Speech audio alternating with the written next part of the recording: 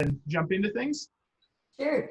Just to make sure, can everybody see my slideshow here? I know Ashley and Charlie already let me know, but making sure the whole group can see my slideshow.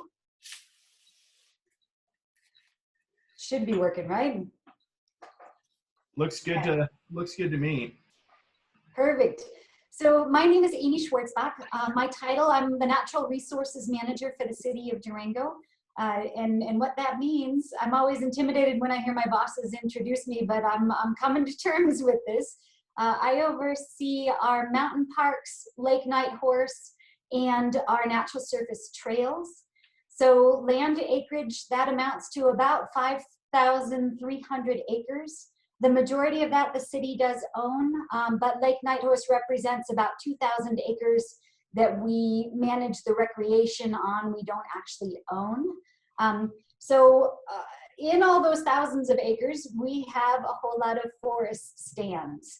And this partnership that we started well over a year ago now, we gave ourselves the name Fire Adapted Durango Partnership. And it's comprised primarily of City of Durango, obviously, Wildfire Adapted Partnership, Durango Fire and Protection District, the BLM, Colorado Division of Fire Prevention and Control, Colorado State Forest Service, the San Juan National Forest, La Plata County, and La Plata Electric Association. So the reason we formed this partnership is probably no surprise, but it came out of the 416 fire. So having a fire of that scale that impacted our community as greatly as it did, the city heard directly from residents that they wanted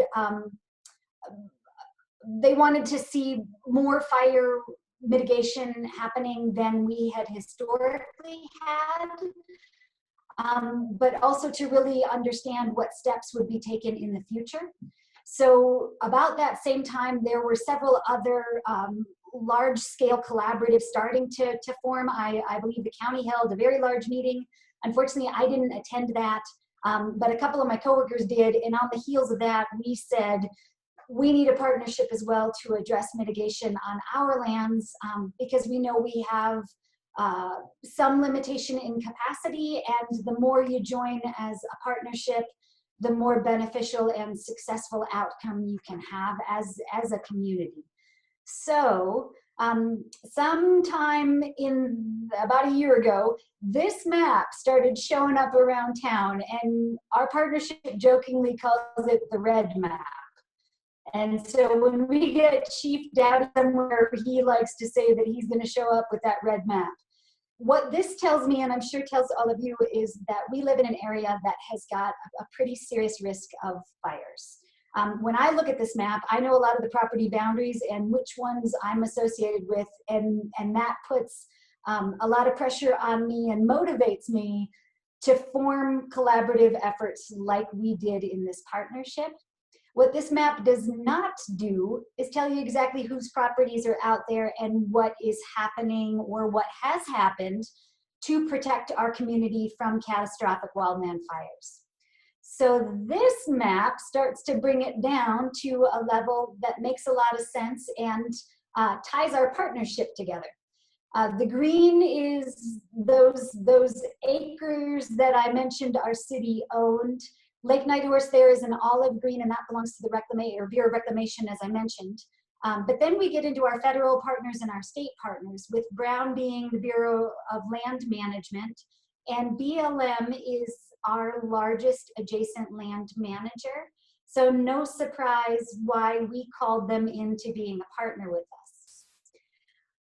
This map to me is great. Now we're starting to see who owns what land and who forms a very valuable partner or can play a role in a partnership with the goal of fire mitigation.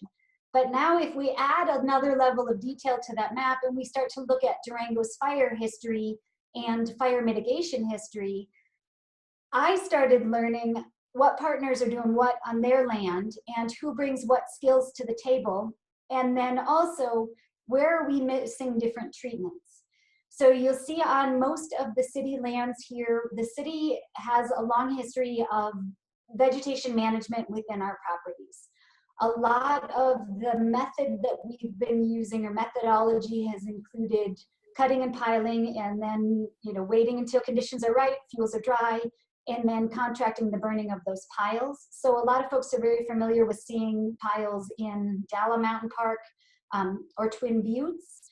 Our neighbors, our federal land managers, have the advantage of being able to do prescription burning. And I say advantage, I am a believer in prescription burning. We're not ready for prescription burning in city limits. We may never be. But as a region, I think it's really important to know that it's a management tool being used, and a great knowledge base to draw from as we partner with our federal land manager neighbors. And I'm talking quickly here, but if somebody does have questions and wants to ask questions with maps, Ashley's going to help me try to answer questions while I have a certain slide up. Otherwise, I'll take questions at the end, and I can always go back through my slideshow. So this map now is, if we're looking at it and we're looking at the history of fires in our region, and then different methods for reducing hazardous fuels. I don't know if anybody else notices something that might be missing in treatments. But we certainly started to notice that we are missing the wildland-urban interface as a treatment area on lands owned by our neighbors. So I'm sure that's a term that's not new to everybody watching this presentation, but it is a term that's new to a lot of folks in our community. And part of that is nature of the beast. A lot of us move out west or are born out west, and we're used to large landscape wildland fires or prescription burns. Creating safe zones between houses may or may not be something that folks think about the same way homeowners and residents think about, boy, am I buying a house next to a park? Am I buying a piece of property that's got beautiful trees? Do I have privacy screening? So we've had the wonderful experience in this past calendar year of introducing what the WUI is to a lot of Durango residents. That's what we decided needs to be our focus in forming this partnership. So what we did as a group about a year ago is I convinced representatives from all of our partner agencies to get together in a room, and we all went around the room and said who we are, what our organizations do, and what can we bring to the table in a partnership. So this is just a few of us, obviously, but we are relying very heavily on Colorado State Forest Service to help us with what prescriptions are correct for different vegetation types within the city-owned WUI, and both vegetation types and terrain types. Obviously, we need to be looking at treatment differently if it's a steep hillside versus a more mellow topography. Our Durango Fire Protection District, these guys really are the blood, sweat, and tear part of our project. So it's their Sawyer crews that are out doing the physical removal of our hazardous fuels. Wildfire Adapted Partnership obviously is key in educating and bringing private landowners on board with creating defensible space around their homes. BLM, as we saw from the map a couple slides ago, they are one of our biggest neighbors, but they are helping as well to bring their federal land management expertise in explaining why the city is prioritizing the treatment areas that we are.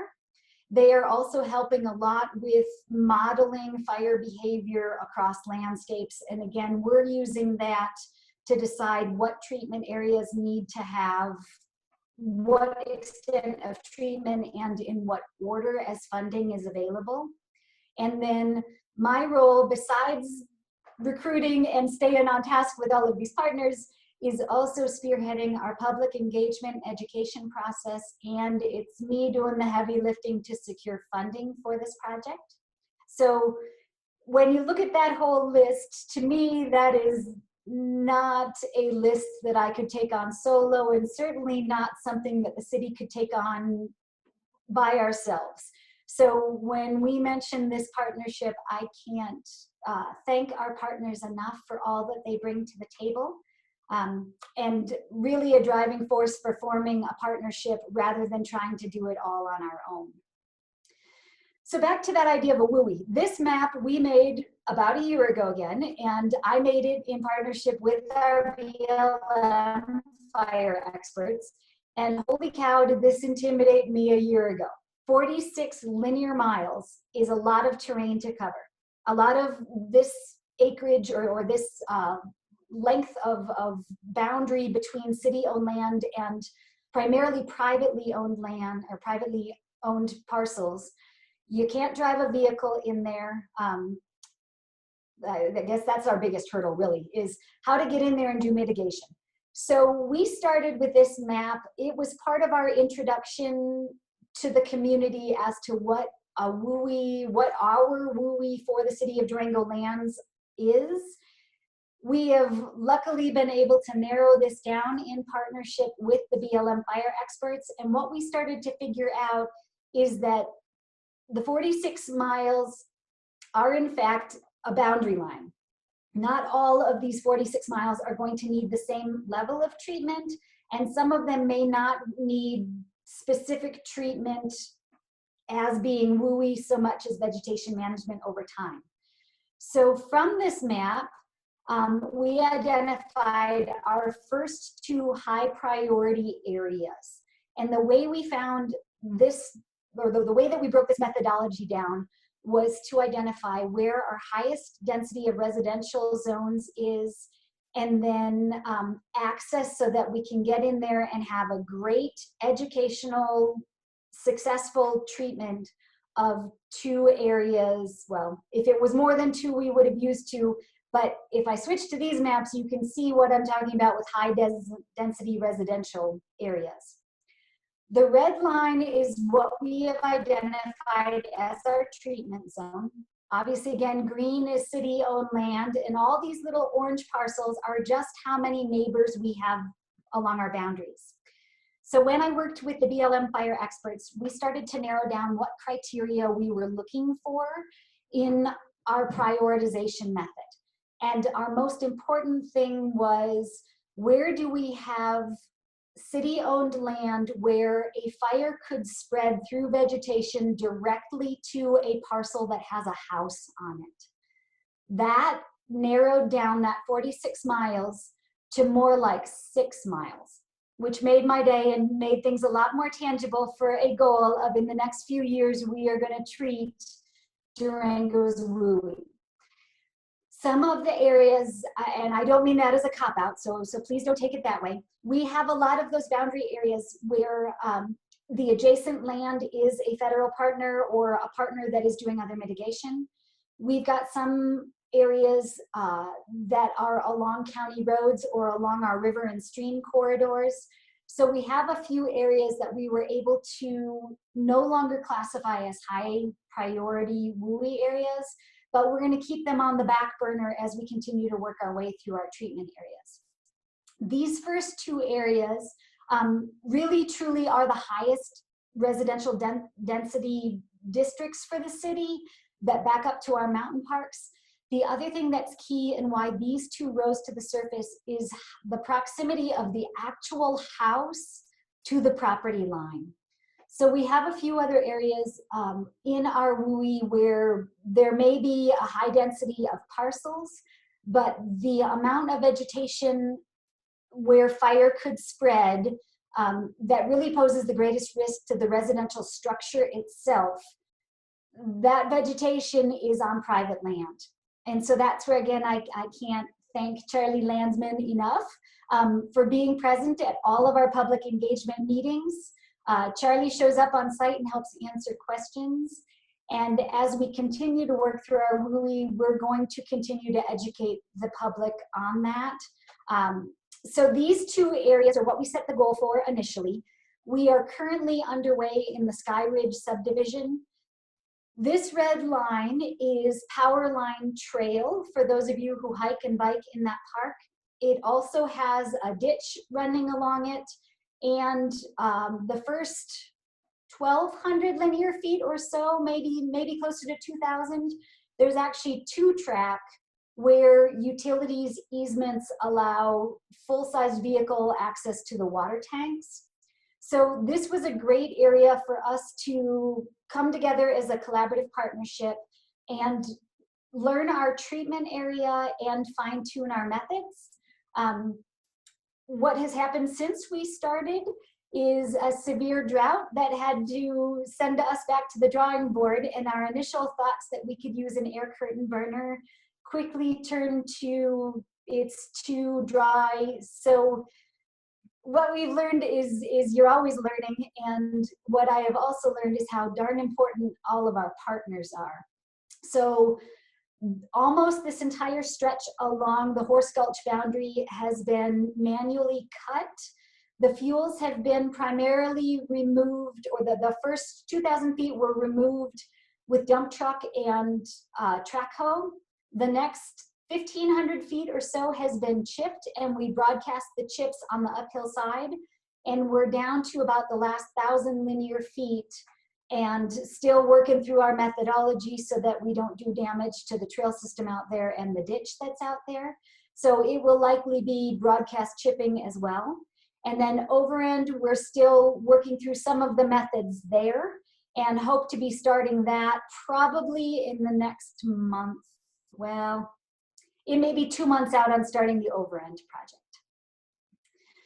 So public engagement has been absolutely key. Before we ever sent a Sawyer out on the ground, we met with City Council. We gave presentations to our 2 Parks and Recreation Advisory Boards. One is actually called the Parks and Rec Advisory Board. The other is the Natural Lands Preservation Advisory Board. We also mailed letters to every resident whose property backs up to city land. We did public notice in our local paper, and then had a huge community meeting at the recreation center. At that meeting, we gave a similar presentation on the why we're doing this and what our methodology was going to be. And then we had all of our partners at information tables so that members of the community could walk up to each entity and ask their specific questions of each partner in the in our partnership. Following that, we went out on the ground, and as this photograph shows, we did on-site demonstrations. We heard from neighbors very loud and clearly that they were nervous about that this could be clear cutting, that their houses were going to lose privacy screening, that cutting vegetation could invite social trail formation from people recreating and trying to cut through their private properties.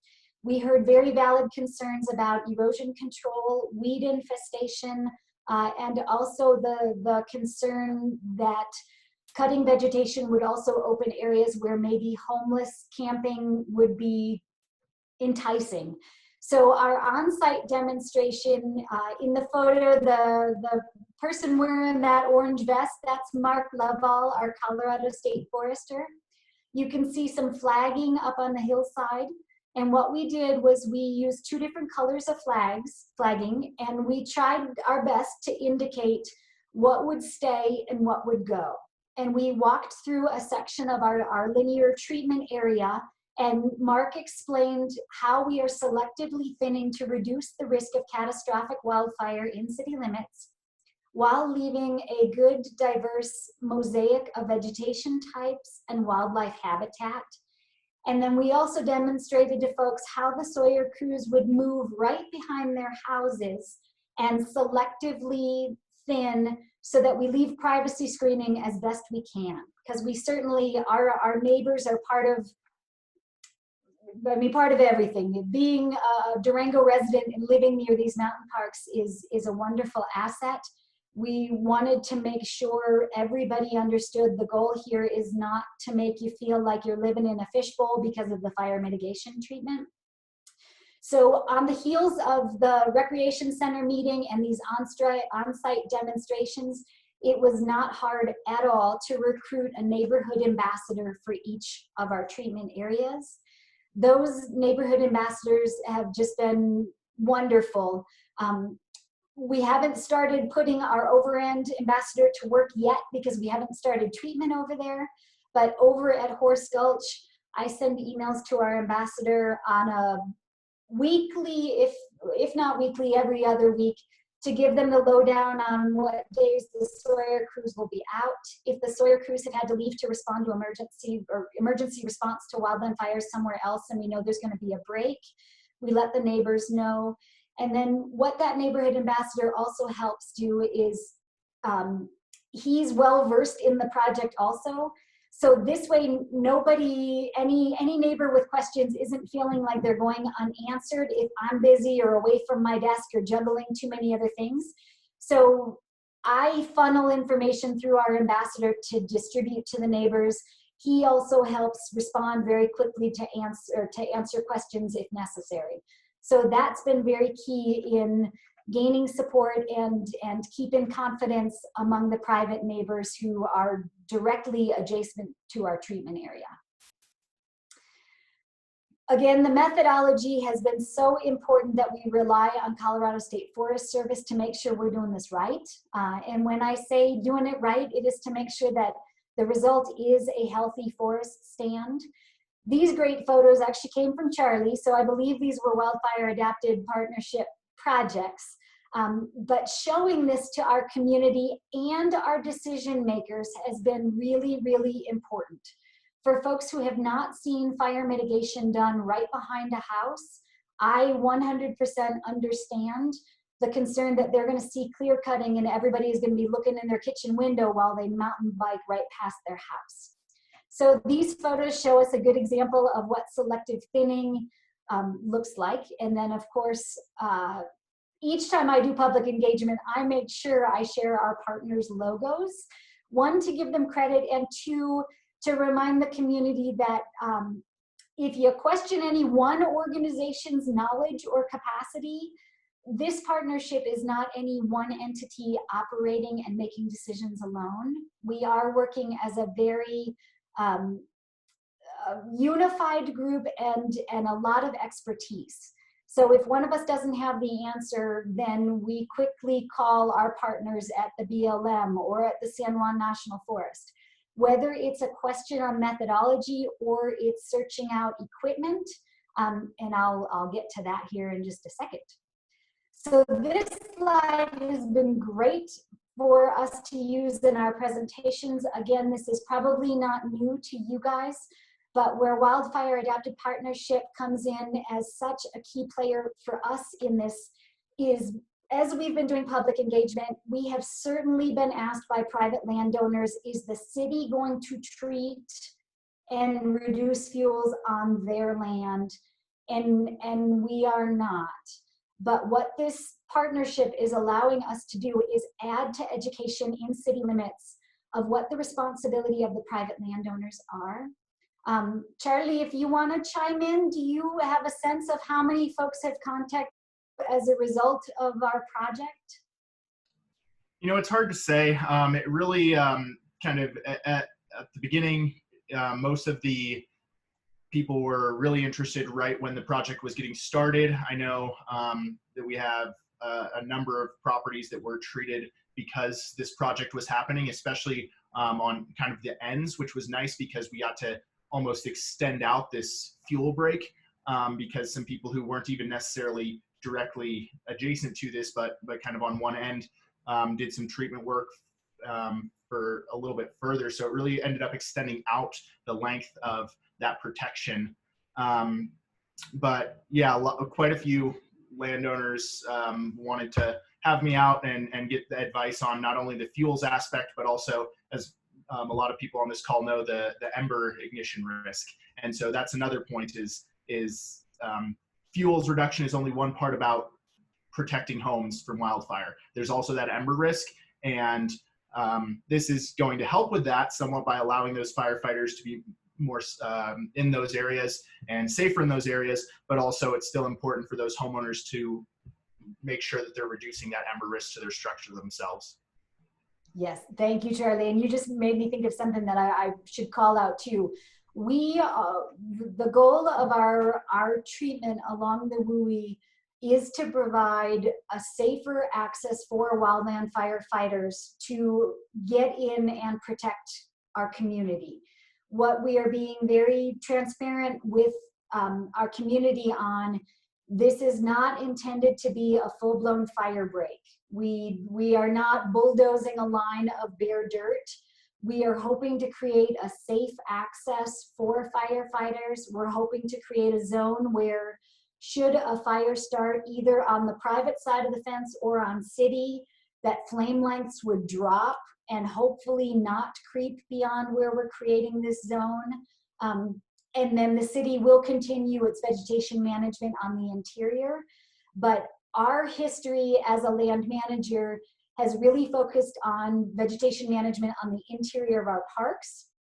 And that really leaves the zone behind houses vulnerable, especially, you know, with our ongoing changes in weather patterns, the severe droughts that we're seeing, and as areas that used to be vacant lots waiting for development to happen are turning into high residential densities, we see a lot more risk at the backside of houses, whether they're chimeneas or grills or any other activity where the risk of fire starting on the private land and coming onto city is also great. Treating in the WUI is absolutely appropriate at this time. And again, where Charlie's work out there has come in to play is that the private landowners who are seeing this treatment and are being engaged through our project are learning is this isn't something that land managers are supposed to, should take on solo. So what we're hoping and what we keep trying to educate on is that this is a partnership also with the private landowners, that they do their part on their side of the fence, because those ember ignitions and the risk from their property to their neighbors and moving further in towards city limits or out into our open space, that risk is very, very present, and their role as private landowners is just as important as ours is on the open space parcels. So I already gave credit to these guys, but looking at this picture, I don't know how you guys feel, but when I go out to check on the crews during the day, I actually feel kind of like a schmuck that I'm standing there on flat ground while I'm watching them in Nomex swinging chainsaws and dragging brush uphill or downhill. So these guys are doing such a phenomenal job, not only in being safe and how they are removing fuels just the way that they are instructed by the Colorado State Forest Service, but when trail users come up, because you can see on the left of that photo, that's the mountain bike trail or the hiking trail. So a lot of people are running by, mountain biking past, homeowners are coming up and asking questions. These Sawyer crews are doing an absolute bang-up job of being ambassadors for fire mitigation in our community. So before they were out on the ground, or before they were operating solo out there, we had several days where Charlie was there, I was there, Mark Lovell was there with us. We answered a lot of questions and really tried to give the Sawyer crews as much knowledge as possible so they understand what they're contributing to our community, and that way they don't, you know, we try not to have them have to stop cutting to answer questions. But when I've observed them chatting with trail users and members of the public, I love the interaction. So I'm getting a lot of emails from residents and trail users who are saying the Sawyer crews are great. Those guys are super approachable. They're doing a great job. When I check in with the Sawyer crews, and I actually bumped in them, half of them today getting lunch while I was picking up some groceries, they're very enthusiastic about the work that they're doing. So I can't say enough to the actual individuals who are out there lugging chainsaws, because they're working hard, but the result is wonderful and very much appreciated. This picture, I love sharing these two photos. I briefly mentioned an air curtain burner earlier. We had hoped early on in our project that we could use an air curtain burner for these treatment areas. With the severe drought that we have, it's not possible. So we had to look for a plan B. And then also you'll see some power lines in here. So an air curtain burner wasn't going to be usable in all of the areas that we have treatments planned for our WUI. But what's happened since this partnership has evolved is when we were trying to figure out, okay, what do we do on those first 2,000 feet where we have a roadway? I gave a call to our county partners, and within a couple of days, we had 3 dump trucks and a track hoe and equipment operators, and they made absolutely small work of removing those fuels. So our partnership with the county, the county owns some of the land in Horse Gulch, and obviously response to a catastrophic wildfire in our community would be something the county would be very, very involved in. So their motivation and desire to see fire mitigation happening in city limits is very present. And this contribution of use of equipment was absolutely phenomenal. So in 2.5 days, they hauled off all of the cut fuels from the first 2,000 linear feet, which is wonderful. Then we moved to the next section of trail that was slightly narrower, and the terrain got a little bit more uneven, and we decided as a group, we can't drive dump trucks down it. We made a phone call to all of our partners to say, okay, what equipment do you guys have? And we had to compare notes on weight of trailered equipment, width of trailered equipment. We did a couple more site visits to determine what size chipper is too small and not efficient use of our time. And we ended up with one of our partners contributing use of a tow behind 9-inch chipper. And obviously a full-size pickup truck has been allowed or has been able to access this stretch of the trail. So this is where we're using the chipper and broadcasting the chips on the uphill side. Oh, wait, I skipped one. No, I didn't. So this is where we're at today, is that we are on the last linear 1,000 feet of treatment at power line. It is looking like we're gonna have to drag some brush. So the Sawyer crews are cutting and dragging brush back to where this chipper can reach them. And we're evaluating again if a piece of equipment could be moved down that last linear 1,000 feet. What I am learning at this point is there is no way on earth I could have done this alone. And so when Charlie asked me to talk a little bit about a collaborative partnership, I could really talk about it for a very, very long time. This past year, we met, it's been over a year. April of 2019 is when we first met. And our collaborative partnership met once a month, every month, to start fine-tuning details, identifying our priority zones, earmarking upcoming grants, and who would be able to provide any matches, who has equipment they can loan. Once we dialed in our 2 treatment areas, those meetings really backed off, and we really narrowed it down to DFPD's crews because they're out there, Durango Fire Protection District's crews, Colorado State Forest Service is out there helping me. We tag team on GPSing what's already been treated, and then establishing monitoring points so that we can keep track of regrowth over time and make sure we get back out there and keep these fuels levels low after we've done this really heavy lifting of cutting the dense fuels out. And then San Juan National Forest has been really helpful in, like I said, modeling and helping us connect with different pieces of equipment.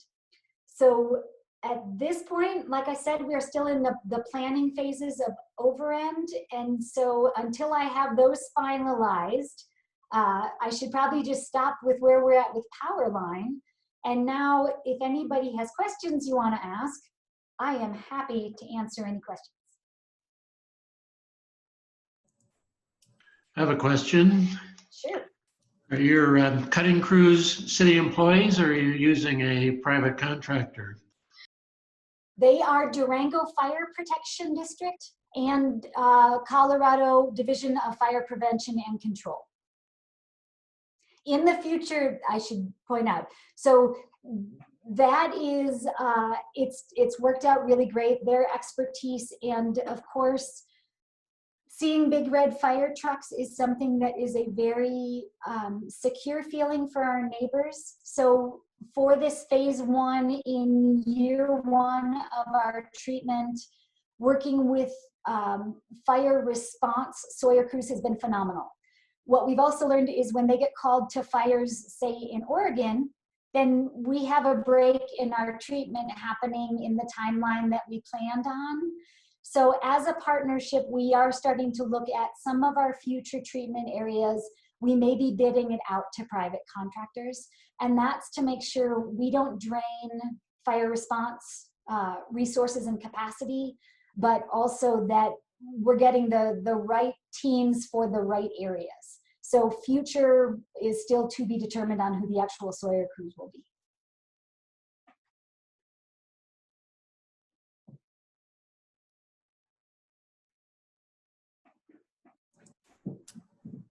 And feel free to put any questions into the chat box as well, and I will monitor those. I had a question for you, Amy. I was really interested to hear that you kind of employed that neighborhood ambassador approach for this. And so I was wondering, could you just explain a little bit more about the training or support you provided? And I guess it's a volunteer position, just people in the community who are interested and wanted to be involved?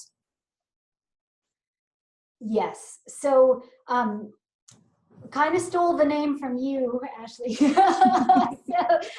or borrowed, maybe more appropriate. But what we did is during our community presentation and Q&A session at the Community Recreation Center, we let folks there know we wanted to have a point of contact just to help bring awareness to me. You know, I'm planning this project and responding and drafting my emails to go out to the neighbors based on what I feel is important that the city share with the neighbors. The big value that the neighborhood ambassador brings is their neighbors. So they chat with each other. They have common concerns, questions that maybe they don't think of at that public engagement, or that I may not be thinking of because it's not my house along power line. It's the park that my job tethers me to. So as far as training them goes, we did a lot more explaining what that communication need was. And the majority of the work that they're doing is by email. So if they're out and about talking to each other in person, I've not been involved with that. But so far where we've really needed them is to help broadcast this information and help bring questions back to us. So I don't know whether or not training is the appropriate word so much as chatting with them during our meeting at the rec center. And then I followed up with phone calls just to say, okay, now that you're not in the public eye, in a room full of people, do you still want to be our ambassador? And some of their first questions were, how much time is it going to take? And that's where I let them know, when I send an email, please feel free to copy and paste my email. I don't expect that somebody take a lot of time to rewrite the email that I'm sending them. So I make sure I've gotten as much information as I need to on what's going on for that next few days. And then the neighborhood ambassador typically literally just copies and pastes it. The other thing that I did to prep that person to be ready to do this so that they weren't intimidated by it is I made an email list for them. And so they didn't have to go and compile names, phone numbers, and addresses of their neighbors. I gave them the list of information we captured from the rec center during that public engagement. And then what's happened since is, as they've gotten to communicate with their neighbors, if they didn't already have the email because of neighborhood relationships and gatherings, they've since compiled those and shared them back with me. So for right now, that's the majority of what our ambassadors have done. And then early on, I forgot one step. I did ask for letters of support for grant application preparation. So in order to also make it as easy as possible on them for that, I gave them a template so that they didn't have to start from scratch. And they were grateful for that. So each of the letters that I received from Crestview and from Powerline are letters that say, as the neighborhood ambassador, we are happy the city is doing this, you know, your typical letter of support. But that's essentially been what we've asked of our ambassadors to date. I can see some of our areas where getting equipment in there is going to be challenging. We may need to approach our neighbors and ask, would they allow a vehicle to be driven in their driveway, or have the Sawyer crews meet, you know, a chipper or a dump truck on a private property? That would be something that I may rely on my neighborhood ambassadors to help introduce me to a neighbor that might have a good access point for us. But at this point, the ambassadors are mainly sharing information, and I try to make it as easy on them as possible. I think that's great, and we've been helping a lot of organizations similar to ours across the country who want to try to do this approach as well. So it's great to see it used in another capacity, that it's been so successful to take all of volunteers that are on here today that are already part of the community and have that voice within their community. Very nice. Let's see. There's a couple of questions here in the about the private side. So maybe you and Charlie can kind of tag team this, but are there resources available for those on the other side of the fence? And kind of who's taken the lead on kind of that outreach to those? Essentially, I think Charlie, correct me if I'm wrong, but when we were, gosh, the last time that we had all of the neighbors together was those site visits, and I think the site visits really focused on the demonstration. But if I remember correctly, when we were at the rec center and Charlie had a table set up, that was a better place to talk about funding assistance. And Charlie, I see you unmuted yourself. Why don't I tag team this one to you first? Perfect. So basically, the main resource that we have currently is our site visit program to help advise on what should be done.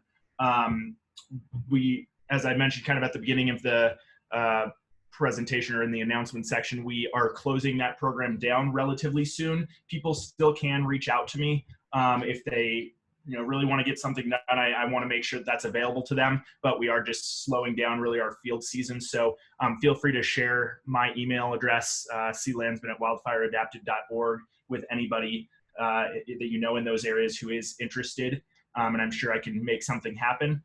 At this point, we don't have any funding for something like a cost share program for those specific areas, but it's something that we've continued to discuss, and hopefully at some point we will. The nice thing is that by the city doing a lot of this work, and by the collaborative group being together, that gives a lot of power behind any sort of grants. So I'm always cautiously optimistic, but the main thing is I would encourage people to reach out and contact me if they are interested in doing work on their property.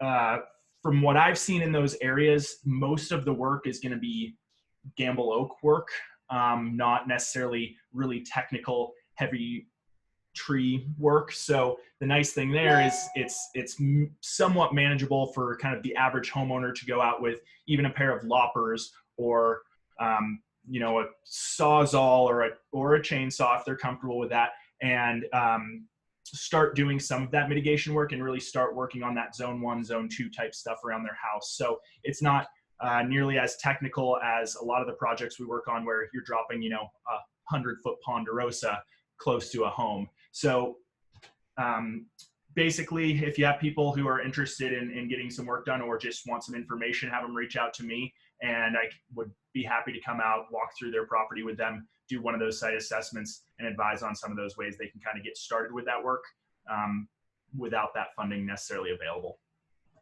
And you just reminded me, actually, in asking this question and listening to Charlie, the Crestview neighborhood, and I know Marcia is on the phone. Marcia is one of the folks that always comes to mind for me when I think of our neighbors over in Crestview. That community is very passionate about Overhang Mountain Park. They are also just a force to reckon with in a good way about taking care of that neighborhood.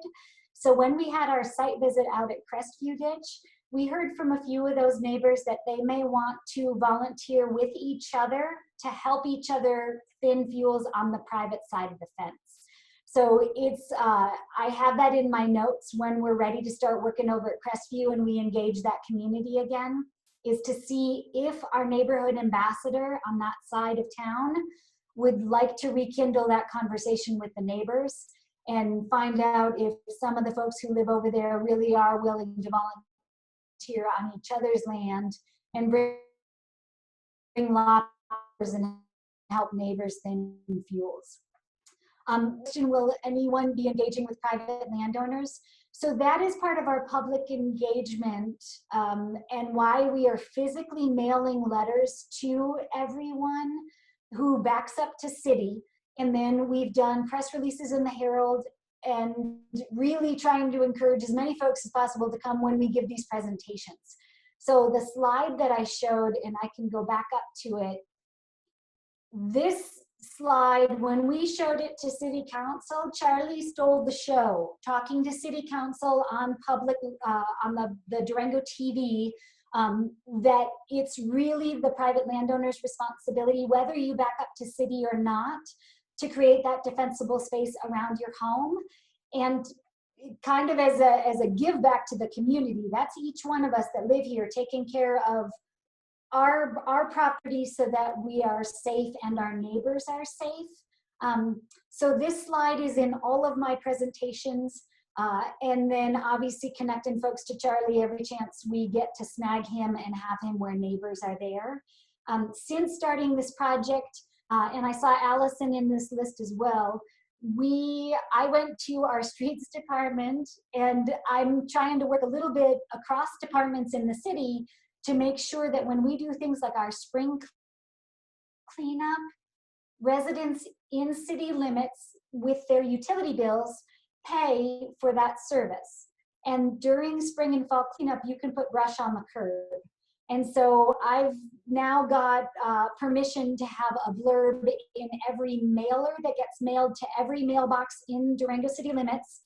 It's also on our website, and when there's media relating to spring cleanup and fall cleanup, we remind residents this is the time to create defensible space around your house and drag that vegetation to the curb, and the city will haul it off during spring and fall cleanup.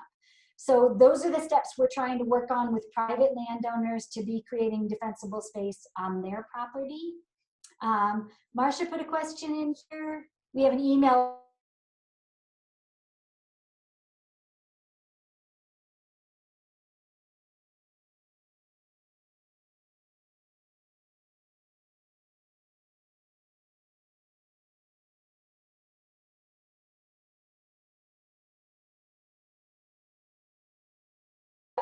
I'm sure they are going to be very helpful once we switch to Crestview. They dabbled in it during our site visit, sharing what they do with their neighbors. They also help with the neighborhood watch program with things such as homeless camps. Things like that pose fire risks for us in our open space. So the more we can engage our private neighbors, the better it is. And that email tree, I am quite sure, is used for more than just this fire mitigation and homeless camp identification. So neighborhoods like Crestview, I feel like they are already set up and so far ahead of us on neighborhood ambassadors. To say how that email tree started, because that predates me being involved with the city open space. Yeah, first of all, Amy, good job, and Charlie and all the partners here. It's watching this progress from when we started having conversations. I'm very happy with the way this has progressed. Our neighborhood tree started for all kinds of reasons, but mostly neighborhood safety. We were having a lot of theft in our neighborhood, and people were super concerned about that, and a lot of dispersed camping that caused all kinds of fire risks. And so That's how it started, and we started a neighborhood watch program, and it was a logical progression for us to be able to then work with the city and the federal partners and Wildfire Adapted Partnership on this when you come over to this side. And a volunteer named Leanne keeps it if anybody's interested and lives in our area.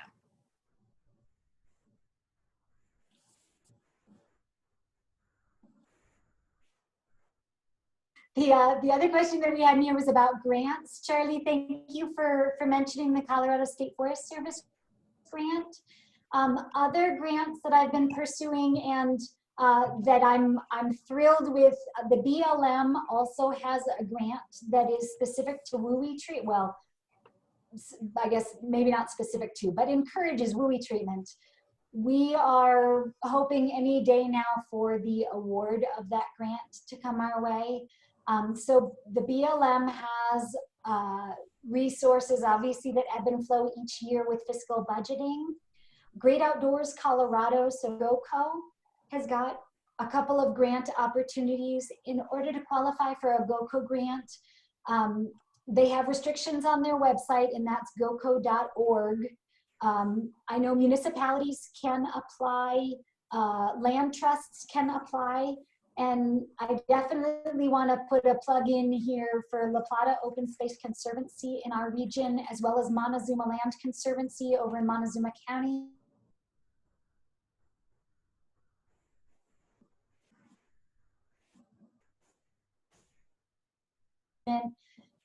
There is typically a pretty decent acreage involved in a conservation easement property.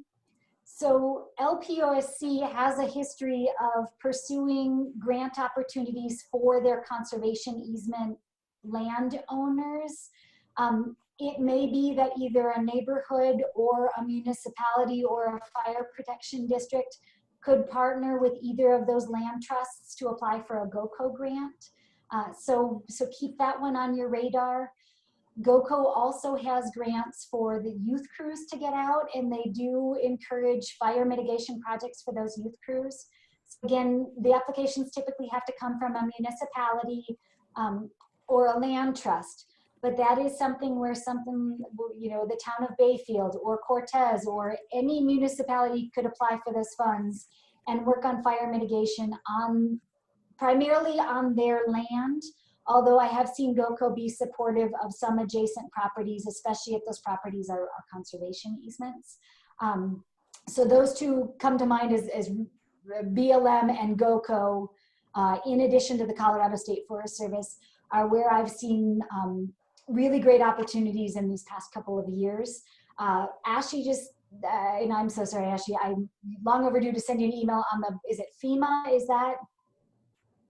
Do you mind speaking up to that one just a little bit? I have not. Yeah, so there's a new FEMA grant opportunity, which again, a municipality or a special district has to apply for, but that's the Building Infrastructure and Resilient Communities. It's BRIC or BRIC. So that's one that we've kind of put some feelers out to partners to see if there's a way that we can help a nonprofit can apply through a partner to really do this exact work that's mentioned in here, you know, preventing any kind of disaster, mitigating those risks is the real focus for the FEMA BRIC program. Okay. That's when I saw that deadline is still a ways out. The only thing is, I think for the state, you have to put a the letter. Other thing is gosh, a lot of the grants really, some are a little bit more flexible in allowing you to modify your budget.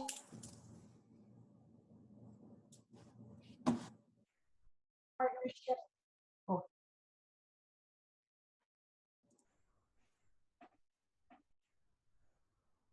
Is my screen stalling? I don't know. Sometimes it might be somewhat frozen. Yeah, sorry. I think my internet's like giving me warnings, but me now? Yeah. Okay, go ahead. I'm finished. I was just saying that, so go ahead. Hopefully it didn't cut off. So that's been something, knowing that we are still hashing out our methodology. The BLM grant that we're waiting for the award on, what's great about it is knowing possible. So that one, I don't know if you know, I don't know as much about the FEMA grant. I'll be looking into it, but that was something that I knew we're, yeah, oh gosh, we are learning so much.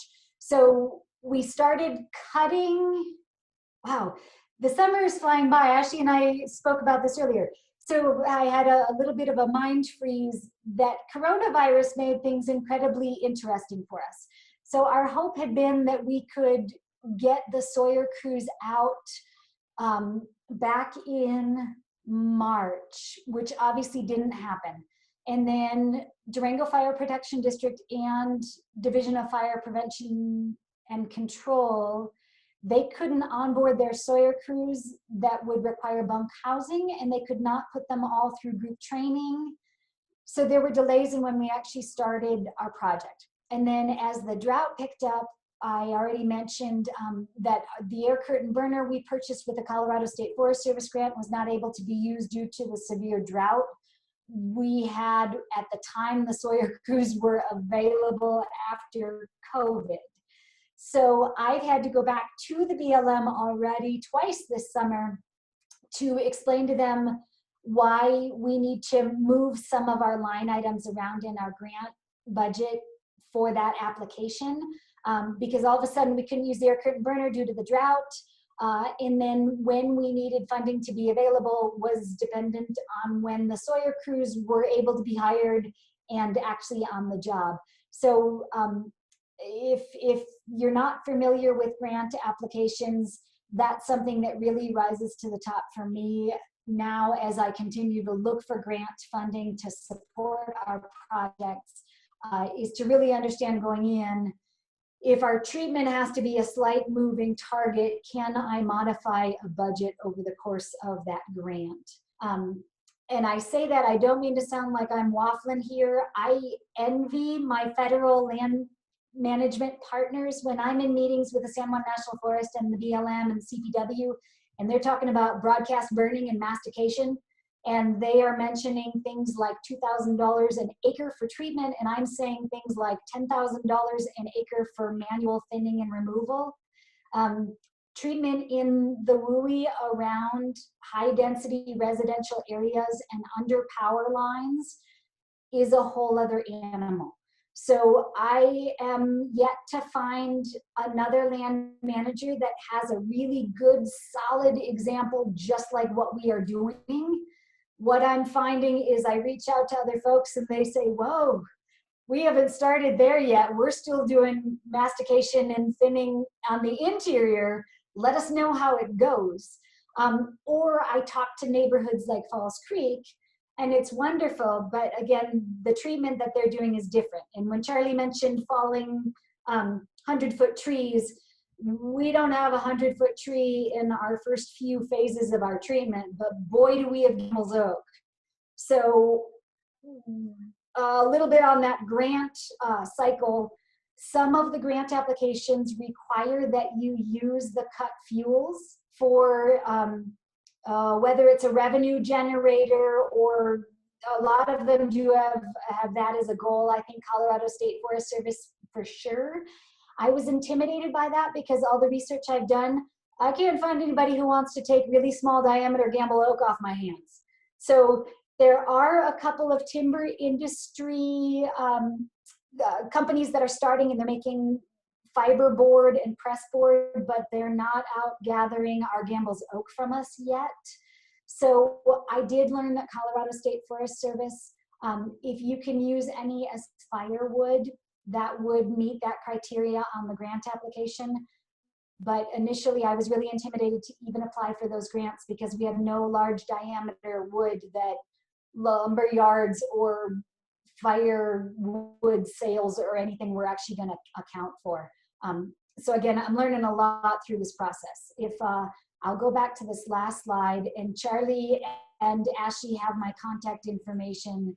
But if anything I've mentioned triggers questions for anyone, or down the road, if I can help connect you with the resources I've connected with or answer any questions, and even give an update. I'm happy to come back and not talk your ear off for as long if you don't want me to. But if you want me here a year from now, and I can let you guys know where we're at, what our next treatment area is, and other pearls of wisdom we've learned, I'm happy to share. The more our communities learn from each other and support each other, I think the more successful our fire mitigation is going to be. And you know, even if fire mitigation is one way to say it, and it gives me goosebumps to think of our community being impacted by another wildland fire in not a good way. The good side of all this also is just making a healthy forest, protecting our watersheds, making our communities safe and healthy and vibrant. So again, anything I can do to answer questions or share information over time, I'm happy to do it. Thanks so much, Amy. This presentation was great. Roy, do you have a question? One last one before we go? Let's see, let me unmute. Hear me? I don't know if I unmuted or not. Go ahead, we can hear you. You can hear me? Okay. It was just a suggestion that with all the wildfires that are going on right now, that graphic showing the defensible space protecting the home, perhaps some mention or a graphic could be made as well, that the defensible space can protect the forest from the fire in the home. And I'm thinking of that fire you folks had over there a few years ago. The name escapes me right now. But you had a structure fire that went off into the woods, right? Yeah, that was the Yeah, Deer Creek fire. What was that, 3 years ago, I want to say? That it was a structure fire that ended up going into the woods. So that's a great point that, you know, it's not one direction or the other. It's both. It's that by doing this defensible space work, we're making ourselves safer from wildfire, but we're also protecting, you know, any fire that would start along a pathway or start in a home. It's hopefully going to slow it down by time so that those firefighters can get in there and extinguish that before it does really start ripping up that hill. So it's something that's mutually beneficial for both the forest and for the wildland urban interface. Perhaps I've told this story before, so I don't know if you folks have heard it already, but there was a time where there was a fire outside of of Netherland that I responded to in a structure. And the fact of the matter was that the fire was coming out a bedroom window to the forest right into a tree that was just right outside the window.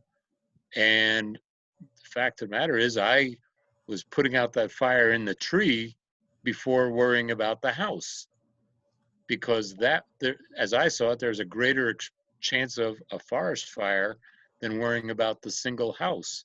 Yep. That's Roy. Thank you so much for bringing that up. You're right. This graphic doesn't show it. When we do our public engagement, I cheat and I sick Chief Dowdy on that topic. He is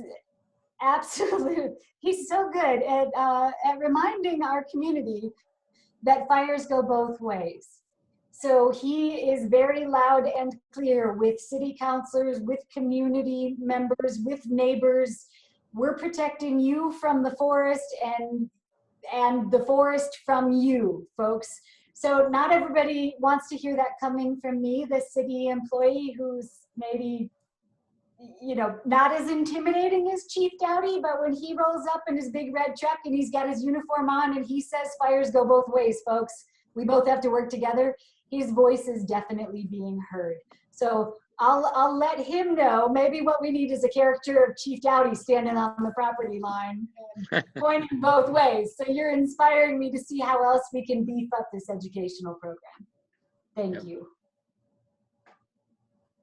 All right, well, thanks everyone for staying around a few extra minutes. I think this presentation was very useful. Thanks so much, Amy, really appreciate it.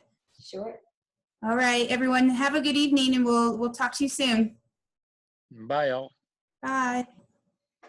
Bye, thank you.